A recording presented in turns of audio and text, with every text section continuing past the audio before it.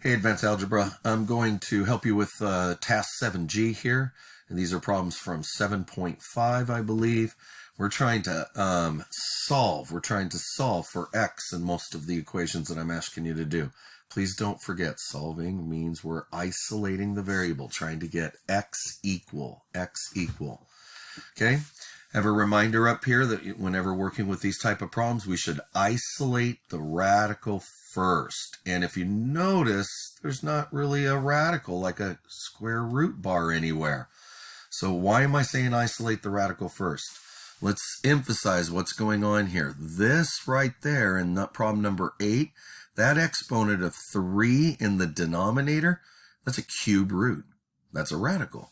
That's a cube root. So look, there's a cube root in this one. Over here, there's a 4 in the denominator. If there's a 4 in the denominator, then you know we have a 4th root right there. So this one has a 4th root built into it. 4th root. I didn't draw that very well. Cool. Over here, oh, that's our square root. So we have to isolate these radicals. This problem over here, the radical's isolated. Problem over here, the radical's not isolated. We're going to have to get rid of this multiplier by 3, and that's the best way you can attack that. Problem over here, the radical is isolated. See the parentheses? That's one giant radical, one giant cube root, and a square. So let's try to solve this one, number 8. This has an implied square, and this one has a cube root. This one has a cube root. So if I was to look at this, I can undo the cube root. I can undo the cube root with a cube action. So I can put a little parentheses around here, and I could cube this side. And I could come over here, and I could also cube that side. But it's also being squared. It's also being squared. So the undoing action of a square is a square root. But using exponents, that just means a little denominator of 2. And over here, if I did it to both sides, I'd put a little denominator of 2. So I'm undoing 2 actions at the same time. The cube root's going to get canceled with the cube. Boom, boom. And the square is going to get canceled with the square root. But whenever we do square roots, we better remember plus or minus. Because if we take a square root, we're going to need to do a plus or minus. So let's take a look at this problem. Undoing the exponent on the outside will release, that'll release the inside. Over on the right-hand side, we got to do 9 to the 3/2. We did a little bit of this right before the end of the winter trimester. Remember, it's 2 actions. We want to square root the 9, That's what the denominator of 2 means. And then we're going to cube that value. Well, the square root of 9 is 3, and now I'm going to do 3 cubed. So we have x minus 2 is equal to 3 cubed, or 27. And so we're going to, wait a minute. We got to remember, we square rooted the 9. That's a plus or minus square root. That means technically I had a positive 3 cubed or a negative 3. Better use parentheses here, otherwise it wouldn't come out the way you think, or not always. So we're going to use parentheses here. So this inside means we had a plus or minus square root of 9, a positive 3 cubed or a negative 3 cubed. So I've got 27 or I have negative 27.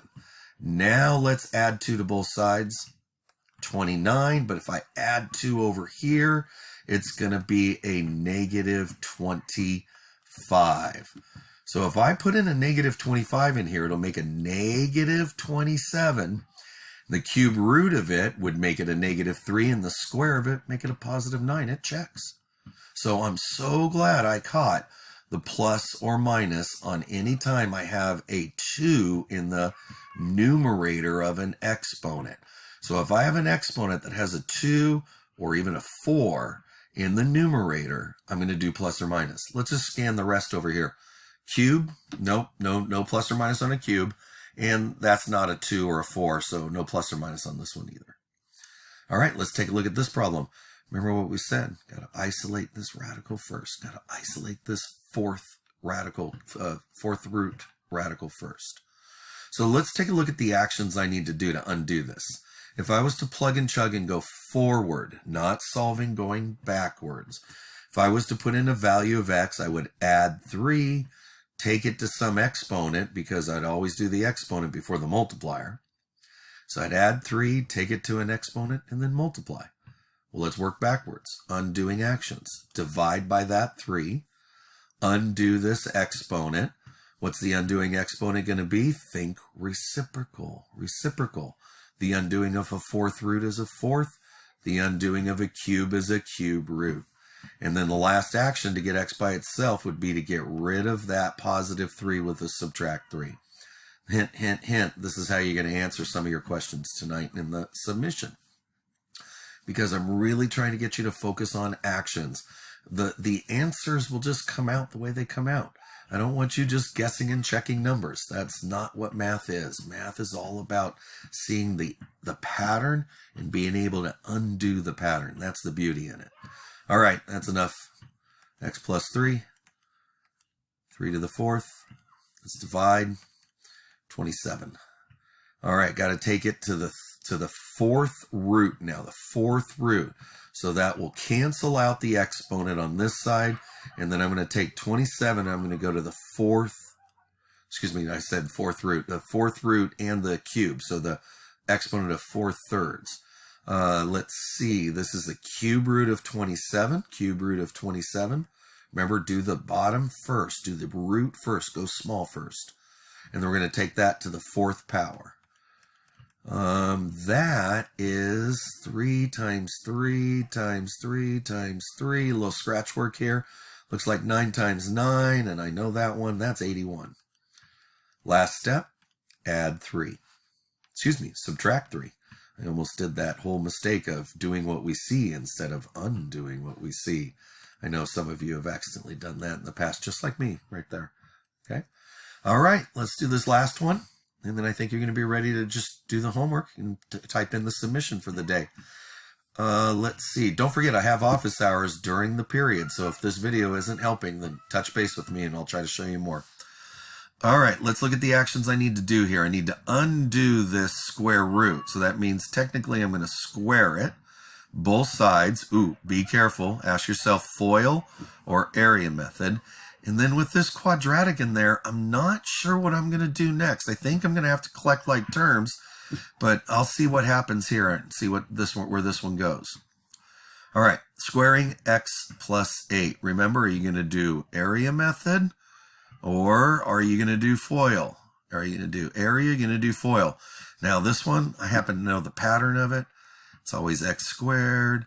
It's always 2 8x's, so that's going to be 16x, and then the square of that is 64. If you can hear the kids outside, I apologize. They went outside and played basketball when I was trying to record a video in the trailer. A little bit weird. Hang in there. All right, let's see what we got. Okay, we got x squared plus 16 on this side. We got x squared, a linear term over here. Whenever you have a quadratic and a linear, your first thought is to get everything on the same side, set equal to 0, do the whole what makes 0 if necessary with factors. Please don't forget that. Linear term, square term, we got to set equal to 0 and do some unusual tricks, not reverse engineering tricks.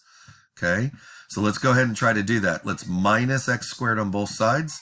Minus x squared on both sides. Do a little bit of American style there. No x squareds. Interesting. Now I got 16x plus, let me get rid of that 0 thing. That was just an idea I was going to do. All right, 16x plus 64 is now equal to 16. Let's reevaluate what we have here. Do we have a quadratic with a linear anymore? No, we're now going to go back to the math that we've done before. We're going to just solve for x with undoing actions. So I'm not doing what makes 0, but I always want you to keep that in mind. I am going to be able to finish this with just undoing actions. I'm going to go minus 64. I'm going to go divide by 16. And I think that should undo the x's, the actions on x.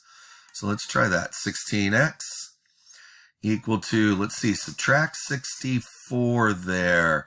What is that going to be? A negative 40. No, I'm getting that wrong. Let me see. 40, 58. Is that right? Negative 48. Let me double check that.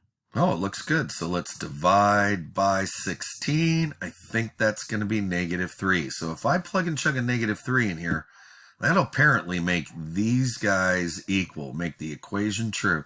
Let's just kind of do a quick check. Negative 3 on this side. Isn't that just 5? Negative 3 on this side. Okay, so this one is interesting. This one's going to be x squared, which is 9. Remember, the 3, the negative 3 is in the parentheses squared. So that's a negative 3 times negative 3. So that's 9 plus 16, and then it says square root it. Now keep in mind, this is the problem asking us to take the principal square root. That's the positive square root. Okay, always keep that in mind. So this is 25, and the square root of 25, hey, it checks. All right, I hope this helps with the submission. Have a good day. Be safe out there.